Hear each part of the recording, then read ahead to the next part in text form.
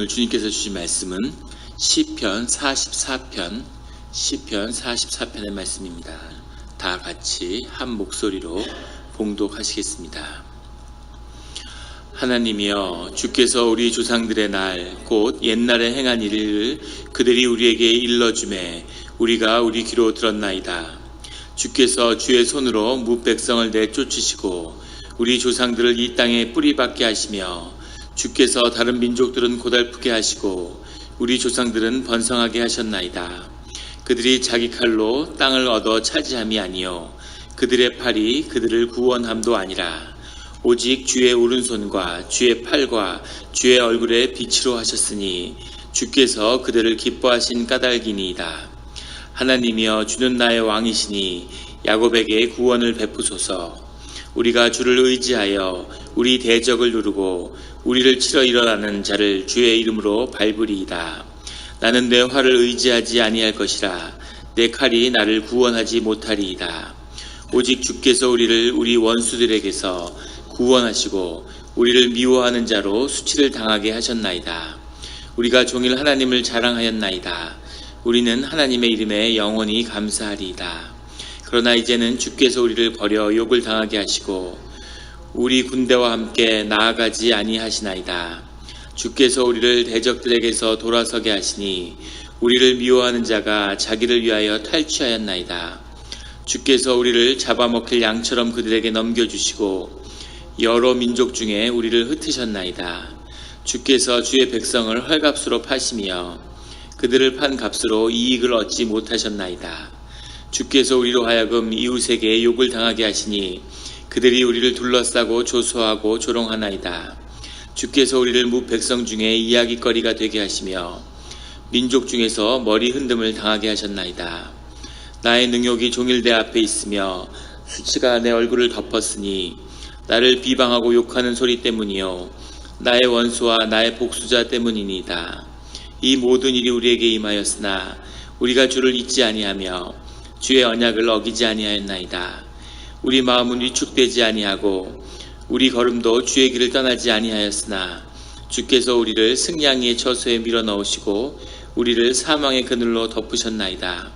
우리가 우리 하나님의 이름을 잊어버렸거나 우리 손을 이방신에게 향하여 폈다면 하나님이 이를 알아내지 아니하셨으리까. 무릇 주는 마음의 비밀을 아시나이다. 우리가 종일 주를 위하여 죽임을 당하게 되며 도살할 양같이 여김을 받았나이다. 주여 깨소서. 어찌하여 주무시나이까. 일어나시고 우리를 영원히 버리지 마소서. 어찌하여 주의 얼굴을 가리시고 우리의 고난과 압제를 잊으시나이까. 우리의 영혼은 진토 속에 파묻히고 우리 몸은 땅에 붙었나이다. 일어나 우리를 도우소서. 주의 인자하심으로 말미암아 우리를 구원하소서. 아멘. 다 같이 기도드리시겠습니다. 하나님 아버지, 감사합니다. 주의 말씀을, 주의 음성을 듣고자 우리가 새벽 제단 앞에 모였습니다. 우리 마음의 기도와 우리 마음의 묵상이 주님께 연락되기로 합니다. 감사드리며 예수 그리스도의 이름으로 기도드렸습니다. 아멘. 오늘 시편 44편의 고백은 이렇게 시작합니다. 하나님이여, 주께서 우리 조상들의 날 곧 옛날에 행하신 일을 그들이 우리에게 일러주매 우리가 우리 귀로 들었나이다. 여기 나오는 옛날에 행한 일이라고 한 일은 유대인들 가운데 주님이 애굽에서 구속한 출애굽의 역사를 가리키는 그런 표현으로 쓰입니다. 옛날에 행하신 일을 우리에게 들려주셨다는 거죠. 그래서 그 당시에 글이 기록되고 책이 있던 시절이 아닌 시절에 이 이야기를 들어서 이 구전으로 부모가 자녀들에게 이 옛날에 행하신 일, 출애굽의 일들을 계속 이야기해 주는 거죠. 이 이야기와 이 기억, 이 이야기에 대한 고백이 신앙의 중심을 이루는 겁니다. 구원의 이야기가 내 삶의 이야기와 만나서 하나의 이야기가 되는 것, 그것이 구원이죠. 그것은 오늘도 마찬가지죠. 예수 그리스도의 은혜를 우리가 늘 말씀을 읽는 그 뜻 가운데서도 주께서 우리에게 행하신 이 일들을 우리가 기억하고 그것이 우리의 일임을, 우리의 삶과 연결되어 있고 우리의 구원을 향하고 있다고 하는 것을 고백하고 받아들이는 것, 이것이 신앙의 기초이고 신앙의 시작입니다. 늘 그 기억 가운데 주님과 함께하는 우리 성도님들이 되시기를 예수 그리스도의 이름으로 축원합니다. 3절에 그들이 자기 칼로 그 땅을 얻어 차지함이 아니요 그들의 팔이 그들을 구원함도 아니라 오직 주의 오른손과 주의 팔과 주의 얼굴의 빛으로 하셨으니 주께서 그들을 기뻐하신 까닭이니이다. 주의 팔이라고 하는 것은 주님의 능력을 상징하는 것이고 주의 얼굴의 빛이라는 것은 늘 시편 가운데 주님의 은혜와 자비를 말씀하는 거죠. 주님이 능력으로 우리를 구원하시고 그 가운데는 주님의 자비의 뜻이 우리와 함께 한다고 하는 겁니다. 그런데 주께서 그들을 기뻐하시는 까닭이 주님이 우리를 구원하셨기 때문이라는 거죠. 우리가 능력이 있음도 아니고 우리가 무슨 주님의 뜻에 복종해서 큰 일을 이루었기 때문이 아니라 주님이 구원하신 주님의 언약 가운데 주님의 자녀로 택함을 받았기 때문에 주님이 그 일로 인해서 우리를 기뻐하신다는 거죠. 그 뜻이 오늘 시편의 고백 가운데 들어있는 겁니다. 주님이 우리를 도와주셨기 때문에 주님이 우리를 속량하셨기 때문에 주님이 오늘 우리를 기뻐하시는 거죠. 그 기쁨 가운데 주님을 만나는 성도님들이 되시기를 예수 그리스도의 이름으로 축원합니다. 4절에 하나님이여 주는 나의 왕이시니 하나님 우리 예배송도 예수 우리 주시여 예수 우리 왕이여 하는 고백이죠. 하나님이 우리의 왕이라는 것은 하나님이 우리 삶의 주권을 가지고 우리 삶을 주관하여 주시고 우리 삶 가운데 모든 것을 주재하신다고 하는 그 고백입니다. 늘 이 고백을 드림으로 우리의 사업장에서 가정에서 땅에서 주님을 늘 왕으로 모시는 거죠. 하나님 나라가 이 땅에 임하게 되는 교회가 하나님이 왕으로 모시는 그런 하나님의 집이 되어야 하는 그 이유이기도 합니다. 늘 하나님을 왕으로 모시는 성도님들이 되시기를 예수 그리스도의 이름으로 축원합니다. 8절에 가면 우리가 종일 하나님을 자랑하였나이다. 우리는 하나님의 이름에 영원히 감사하리이다. 주님을 향한 기도의 시작을 주에 대한 기억과 주에 대한 감사로 시작하고 있습니다. 주님을 감사하고 보통은 주님에 대한 어려움과 힘든 걸 토로하고 그 뒤에 심령이 회복되어서 주께 감사하는 것으로 나오는데 오늘 44장의 이 시는 탄원의 시죠. 반대의 구조를 가지고 있어요. 처음에 나와서 주님이 옛날에 잘해주셨고 좋은 기억이 있고 이런 얘기들 쭉 하면서 주님과의 관계를 먼저 회복하고 그 다음에 아주 어려운 삶의 일을 주님께 간구하는 그런 간구의 탄원의 시로 주님께 나아갑니다. 어떤 형식을 갖추던 주님 앞에 나아가서 진심을 고백하는 것이 기도의 중심이겠죠. 우리가 종일 하나님을 자랑하고 하나님의 이름에 영원히 감사하는 그 기억, 주님과 좋았고 주님께 붙들려 있었던 그 기억이 이 시편 기자의 고백을 인도하고 있는 거죠. 어려운 일도 있고 좋은 일도 있지만 그 중심에는 우리가 주님을 기억합니다 라는 고백이 있는 겁니다.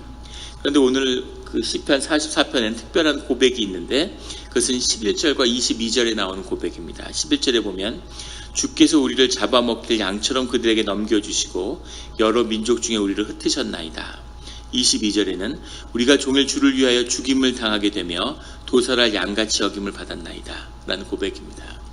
이 고백이 특별한 의미를 가지는 이유는 특별히 유대인들에게 더 그런데 이 시편의 이 고난들에 대한 일들은 대부분 바벨론에 대해서의 고난, 포로기 시절에 그 고난을 의미하는데 포로기의 고난은 이렇게 한 세대, 두 세대에 걸쳐서 일어난 일이죠. 그리고 지금의 이민처럼 끌려갈 때는 물론 노예로 끌려갔지만 가서는 금방 그 자리를 잡히고 상당히 그 융성한 그런 일들을 경험하는 그런 기간이었는데 오늘 말씀의 고백에 나온 우리가 잡아먹힐 양처럼 넘겨주고 우리가 양처럼 주를 위해 죽임을 당했다. 도살할 양들같이 여김을 받았다라는 이 고백을 유대인들은 이것이 기원전 주전 165년경에 있었던 안디오코스 파메네스 에피파네스라고 하는 애굽의 왕이죠. 셀리오쿠스 왕조의 왕인데 안티오쿠스라고 하는 건 그 셀리오쿠스 왕조들의 왕 안티오쿠스 1세, 2세, 3세, 4세입니다. 근데 이 사람이 정확히 역사적으로 왜 그랬는지는 아직도 의문이 풀리지 않는데, 그 셀리오쿠스 왕조라는 것은 알렉산더가 이 근동 아시아를 완전히 석권한 다음에 그 중에 한 장군이 4명이 그 왕토를 나눠 가졌죠. 그리스 계통의 왕조가 애굽 땅에 세워진 것, 크게 보면 이오니아 왕조라고 그러는데 이오니안이라고 그러죠. 그리스 사람들이, 애굽에 살았던 사람들. 이 클레오파트라도 그 이오니아 계통의 왕조에서 나온 거죠. 그 사람들이 쭉 애굽을 통치했는데, 그 통치했던 그 왕조가 기원전 167년 8년 그 경에 전혀 이유 뜬금없이 예루살렘을 침략하게 됩니다. 예루살렘을 사흘 동안 도륙했는데, 역사적 기록에 보면 한 4만 명 정도의 유대인이 죽었다고 그래요. 그리고 더 많은 사람들을 노예로 끌어가고, 그래서 예루살렘에 전혀 예측하지 못했던, 정확히 이유도 알 수 없는 엄청난 도륙을 당하게 됩니다. 그런데 이 안티오쿠스가 했던 더 이해할 수 없는 것은, 애굽의 이방 우상을 섬기는 제사를 이 예루살렘의 성전에서 드렸다는 거죠. 성전을 오염시키는 이제 그런 일을 행하게 됩니다. 그러니까 사람의 일은 아니겠죠. 갑자기 사람 그렇게 죽인 것도 이해할 수 없으려니와 굳이 그렇게 이스라엘의 성전을 모욕하는 일, 일찍이 없었던 그런 일을 경험하게 되는 거죠. 그래서 3년 뒤에 유다 마카비라고 하는, 유대 역사에서는 굉장히 중요한 인물인데, 이 사람이 성전 전체는 할 수 없는데 그 성전 안에 있는 성전의 그 제단, 봉헌 제단을 다시 드리는, 우리로 하면은 이제 그 뒤에 있는 성전의 제단을 새롭게 바꾼 거죠. 그런 일들을 하게 되는데, 그것을 기념하는 축제일이 수전절이라고 하는 유대인들의 그 Feast of Dedication이죠. 영어로 하면 수전절이라고 하는 것을 8일 동안 지킵니다. 근데 그 시기는 예루살렘을 방문해야 하는 명절은 아니지만, 다들 이제 유대인들은 촛불을 켜놓고 이렇게 집에서 축제를 드리죠. 유대인들은 하누카라고 그러는데 이제 봉헌이라는 뜻입니다. 그래서 봉헌으로 인해서 성전을 새롭게 했는데, 이 44편의 시가 특별히 그 수전절을 기억하고 그것을 기념해서 주님께 드려지는 시다, 이렇게 유대인들은 받아들이는 거죠. 그래서 이 하누카의 봉헌의 때가 지금의 절기입니다. 11월부터 12월에 걸쳐서 이제 이 하누카의 절기가 정해지는데, 예수 그리스도께서 이 골고다 언덕에 올라서 십자가에 못 박히심으로 성전을 무너뜨리고 새롭게 성전을 세우셨다, 이렇게 초기 기독교인들이 받아들였기 때문에 이 하누카의 절기를 크리스마스와 연결지어서 초기의 기독교는 생각했습니다. 예수님의 탄생과 예수님의 오심이 제2의 수전절, 이 하누카를 새롭게 하시는 그런 뜻이었다는 그런 의미 때문에 하누카의 절기를 보고 동방박사가 찾아왔다고 믿는 거죠. 그래서 그게 이제 하늘의 별자리와 그 음력을 따라가니까 그 절기를 쫓는 것이기 때문에, 그래서 깊이 우리 초기 기독교의 고백과도 연결되어 있는 그 시편이 44편인데, 그래서 여기 나오는 양처럼 잡아먹히고 죽임을 당하고 이런 아주 비참한 상황은 이 안티오코스 에피파네스의 그 이스라엘의 그런 노략질을 한 것, 그것을 지칭하는 것으로 그렇게 받아들여지고 있죠. 이것의 영적인 의미는 전혀 우리가 준비하거나 예측할 수 없는 그런 침노를 당할 수 있다는 거죠. 그리고 그곳으로 인해서 우리의 어떤 성전의 중심이 무너지는, 지금은 알 수 없지만 무언가가 있었겠죠. 그래서 그것이 동시에 와르르 무너져 내리는 그런 일들을 주님의 공동체와 교회가 경험할 수 있다는 겁니다. 그런데 그럴 때 우리가 해야 할 것은, 우리가 성전을 새롭게 봉헌하는 하누카의 의미를 되살리는 것에 있다는 거죠. 성전을 다시 세우고 성전 앞에 주님의 봉헌을 새롭게 드림으로써 성전이 새로워질 수 있다고 하는 그 의미를 우리에게 역사적으로 알려준 아주 의미 있고 중요한 사건입니다. 그 의미가 우리에게 새로워지고, 우리 영락성전도 다시 봉헌의 의미가 새롭게 함으로 성전이 새로워지는 그 역사가 시작되기를 예수 그리스도의 이름으로 축원합니다. 12절에 아주 재미있는 표현이 나오는데, 주께서 주의 백성을 헐값으로 파시며 그들을 판값으로 이익을 얻지 못하셨나이다. 원문에는 사실 이익이란 단어가 없습니다. 근데 보기에 따라서는 상당히 그 주님한테 뭐라 그럴까, 주님한테 대드는 것 같기도 하고 굉장히 모욕적인 그런 표현 같이 느껴지죠. 주께서 주의 백성을 헐값으로 파셨는데 그 판값으로 주님한테 좋은 게 뭐가 있습니까? 이런. 근데 이 고백을 우리가 한꺼풀 더 들여다보면 그 모든 일을 주님이 행하셨다라고 받아들이는 거죠. 모든 섭리 가운데 주님의 역사가 있다는 겁니다. 마귀가 했다 하더라도 그것을 하도록 주님이 놔둔 거죠. 막을 수도 있고 못하게 하실 수도 있었는데 왜 그렇게 하도록 두셨습니까? 라고 하는 주님께 그래서 본문의 정확한 뜻은 그들을 팔므로 해서 주님이 커지지 않았다 이런 뜻이죠. 주님이 영광을 받았습니까? 주님이 도대체 무슨 의미가 있습니까? 라고 주님께 따지는 건데 주님이 알 수 없는 큰 섭리가 있으시겠죠. 그런데 섭리가 있겠지. 뭔가 내가 죄를 졌겠지. 사실은 뭔가 죄의 결과가 있겠죠. 그런데 그런 것은 그것이고 그럴 죄가 있을 테니까 뭐 죄를 벌을 받았겠지. 주님의 뭔가 큰 섭리가 있으니까 그렇게 했겠지.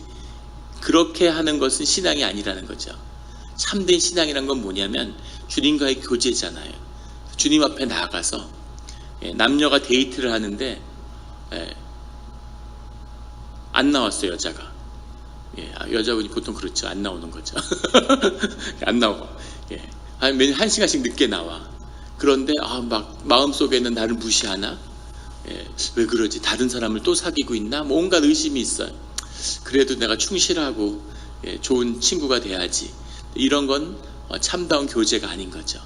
가서 자기에 있는 마음을 다 토해내고 솔직히 비난하는 것도 아니고 공격하는 것도 아니라 자기 마음속에 상처받은 이야기를 있는 그대로 하는 겁니다. 근데 그때 그렇게 해서 내가 힘들었다. 내가 그것으로 상처가 되고 나에게는 그런 일, 네가 무슨 뜻으로 했던 힘들었기 때문에 그 일은 나한테 사과를 해줬으면 좋겠다. 이렇게 담담히 용기 있게 얘기할 수 있어야죠. 그래야 진실한 관계가 시작되는 거죠. 기도도 마찬가지라는 겁니다. 주님 앞에 나와서 주님이 나한테 어떻게 이러실 수가 있지? 이런 마음이 있고 주님한테 원망하는 마음이 있는데 그것을 뭐 주님이니까 내가 주의 종인데 참아야지 이제 이렇게 하는 것이 아니라 주님께 있는 그대로 어떻게 주님 그러실 수가 있습니까? 주님이 어떻게 이런 헐값으로 주님의 백성을 팔 수가 있습니까? 주님이 득보는 게 뭡니까? 라고 막 대드는 거죠. 이렇게 기도의 자리로 나가는 자녀만이 드릴 수 있는 기도죠. 담대한 기도를 주님께 드린다는 겁니다. 늘 그런 솔직한 기도로 주님과 관계를 세워가는 성도님들 또 제가 되기를 예수 그리스도의 이름으로 축원합니다. 14절에는 머리 흔듦을 당하게 하셨나이다. 여러 민족 중에 이런 표현이 나오는데 머리 흔듦을 당한다는 건 조롱을 당하게 했다는, 머리를 자꾸 흔드는 거죠. 사람들 앞에서 조롱을 당했다고 하는 그런 유대식 히브리식 표현입니다. 17절에 이 모든 일이 우리에게 임하였으나 우리가 주를 잊지 아니하였으며 주의 언약을 어기지 아니하였나이다. 고난을 당했지만 그래도 주님과의 관계를 계속 지켰습니다 하는 거죠. 18절에 우리의 마음은 위축되지 아니하고가 정확히 표현은 돌이키지 않았다는 얘기인데 배교를 하지 않았다는 겁니다. 우리가 이런 억울한 죽음을 당하고 노예로 끌려가고 온갖 고생을 하고 그랬음에도 불구하고 우상을 숭배하지 않았다는 뜻이죠. 애굽으로 끌려가고 바벨론으로 끌려갔는데 거기서 우상을 숭배하면 끝나는 거죠. 그럼 그 고난은 주님의 고난이 아니라 그냥 세상에 표현이 좀 그런데 그냥 개고생이 되는 겁니다. 그냥 생고생이 되는, 그걸 끝나버리는 거예요. 아무 의미가 없는 거죠. 고난을 받은 자는 삶이 빛이 나게 됩니다. 품이 넓어지고 남의 아픔을 느낄 수 있는 그런 인격이 되어가는 거죠. 근데 세상에 고생을 하는 자, 그 의미를 알지 못하고 마음의 중심 가운데 주님을 경험하지 못하는 사람들은 그냥 고생을 하는 거예요. 고생을 한 사람들은 절대 가까이에서는 안 됩니다. 고생을 많이 한 사람이 30m 밖에 온다. 그럼 일단 피하는 것이 최선이죠. 그런 사람들은 안에 분노를 쌓게 되죠. 그리고 그 분노를 다른 사람에게 투사하는 겁니다. 왜냐하면 그 분노가 자기를 파괴하는 걸 알기 때문에 사람들이 본능적으로 영적으로, 그래서 고생을 한 사람들 옆에 있으면 그 사람들의 삶을 다 파괴해요. 다 무너뜨리고. 고생을 한 사람들이 부모로 있으면 자식들은 정말 어려운 겁니다. 삶이 다 파괴되죠. 하나님을 아버지로 언제 만나느냐가 삶의 운명의 열쇠인 거죠. 그래서 우리는 늘 주님 안에서 겪는 이 환난을 고난으로 주님 안에서의 주님의 일로 만나야 하는 거죠. 그런데 이 유대 민족이 이렇게 하나님의 깊은 고난을 받았지만 그 가운데서 마음을 끝까지 돌이키지 않고 우상을 섬기는 일로 나아가지 않고 주님을 만났다는 거죠. 우리 교회의 신앙 가운데 여전히 이유를 알 수 없지만 정말 감당할 수 없는 엄청난 고난들을 겪게 됩니다. 오늘 제가 이제 새벽기도 끝나고 노회에서 같이 그 산타로사를 방문하게 되는데, 화재로 뭐 한 3분의 1의 도시가 파괴됐다 그러고, 되게 이제 중산층의 도시들, 이구 아주 좋은 동네들 다 불로 그게 파괴돼서 이 한인들의 이제 상권이 다 앞으로 무너질 거다. 그래서 가게가 되겠냐. 그래서 그 미국 사회도 마찬가지고 한인 사회도 존립 자체의 위기를 느끼는 이제 그런 상황이라 그래요. 근데 이제 교회들 중에 이렇게 뭐 구제 헌금을 모은 데도 있고, 우리 교회는 주님께서 이제 그런 마음을 주시진 않았는데, 우리가 모든 것을 구제할 수는 없죠. 주님이 주신 마음을 따라가는 건데, 이제 그런 헌금들이 준비가 돼서 오늘 그걸 이제 전달하러 갑니다. 산타로사 한인교회라는 데 가서 교인들이 어떻게 지내고 있는가 이런 걸 보는데, 그런데 이제 거기서 신실하게 교인 생활, 이렇게 하는 분이 이제 계시다는 거죠. 그렇겠죠, 당연히. 근데 그 형제분이 이제 이 산호세 지역의 교회에 계신데, 그런 얘기를 전해 들었어요. 정말 열심히 신앙생활하고 봉사하고 헌신적으로 살았는데, 그런데 그런 날벼락을 맞은 거죠. 불이 동네를 다 태워도 그 집은 지켜줘야 될 것 같은데, 근데 다 타버린 겁니다. 그러니까 이제 형제들이 시험에 드는 거죠. 도대체 하나님 믿는다는 게 뭐냐? 이런 일에 하나님이 보호하심이 없다면 도대체 세상 사람들과 다를 게 뭐냐? 이제 그런 일 때문에 믿지 않는 분들도 고통을 받고 있다는 거죠.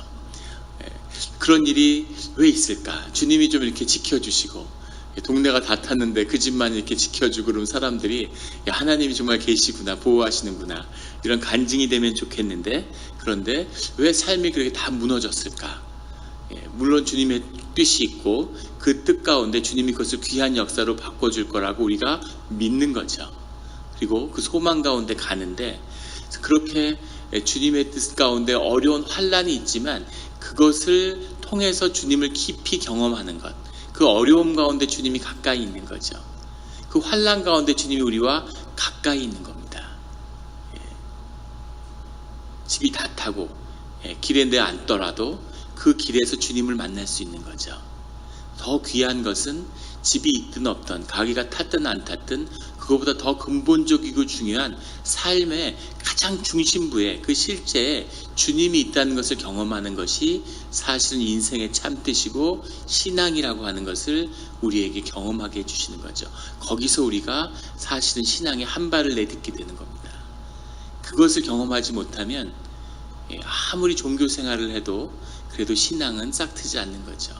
그래서 주님이 주님의 특별히 사랑하는 자녀에게 고난을 허락하시는 것 같아요. 이런 일은 절대 있을 수 없는 일인데, 이런 일을 경험하면 정말 죽을 것 같아. 내 삶은 이게 없이는 안 돼. 그런 것을 주님이 꼭 무너뜨리시죠.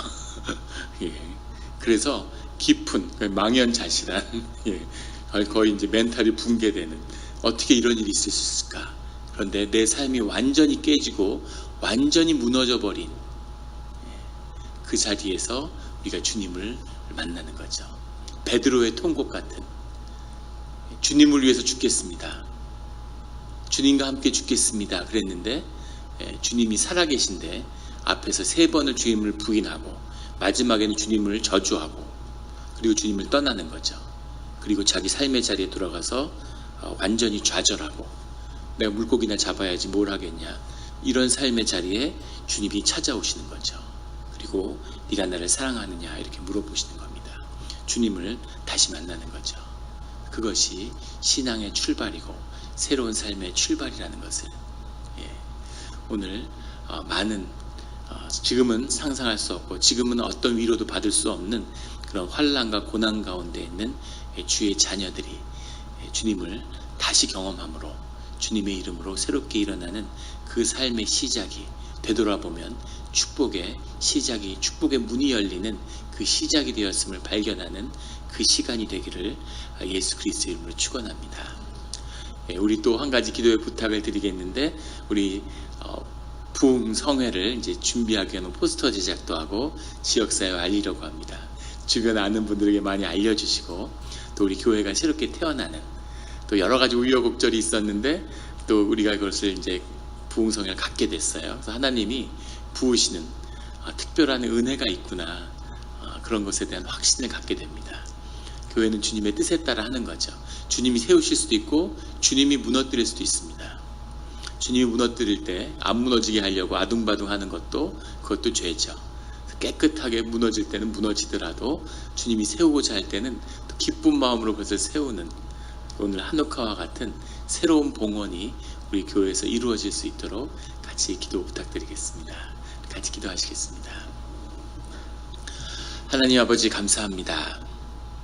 우리가 정말 살다가 횡액을 당하고 도대체 왜 이런 일이 있어야 하는지 알 수 없는, 예기치 못한 고난을 경험할 때가 있습니다. 우리의 죄를 기억하지 못하고 우리가 왜 이런 일을 겪어야 하는지를 마음으로 받아들일 수 없어서 더 고통스러울 때가 있습니다. 우리 주님의 믿는 자녀들은 그 고통의 중심에 주님이 계심으로 인해서 사실 더 깊은 상처를 받았습니다. 주님이 지켜주실 줄 알았는데, 주님이 보호해 줄 줄 알았는데 왜 더 큰 환난과 시험을 주의 자녀들이 경험해야 하는지를 우리가 알지 못해서 주님에게 원망하는 마음이 있었음을 주님 앞에 고백합니다. 하지만 주님, 그것을 통해서 우리의 삶의 껍데기가 깨지고 정말 삶이 죽어버리고 생명이 끊어져 버릴 것 같은, 차라리 저를 죽여주십시오 라고 하는 그 고백을 드렸을 때 우리의 삶의 자리에서 새로운 생명을 경험하고 주님을 새롭게 만나고, 우리가 정말 아무것도 아닌 현상과 껍데기를 붙들고 거기에 속아서 그것에 인생을 소비하고, 아무것도 아닌 껍데기를 우리 삶에 쌓으면서 그것이 삶인 줄 알았던 그 어리석음을, 그것을 깨버리시고 우리 삶을 구원하셨음을 또 발견하게 되는 그 은혜를 주심으로 인해 또 감사를 드립니다.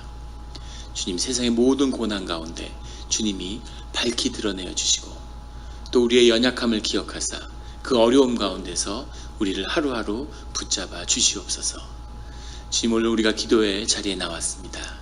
우리 마음속에 솔직하고 우리가 원하는 것을 주님 앞에 고백드립니다. 그게 무엇이든 그것이 우리 삶의 진실이고 진정이오니 주님, 그 기도에 응답하여 주시옵소서.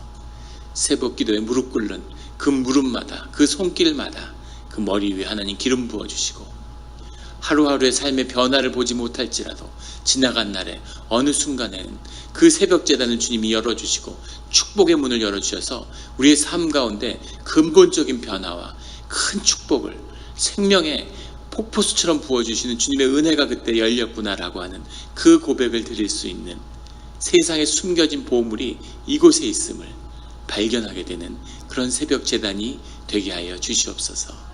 감사드리며 예수 그리스도의 이름으로 기도드렸습니다. 아멘.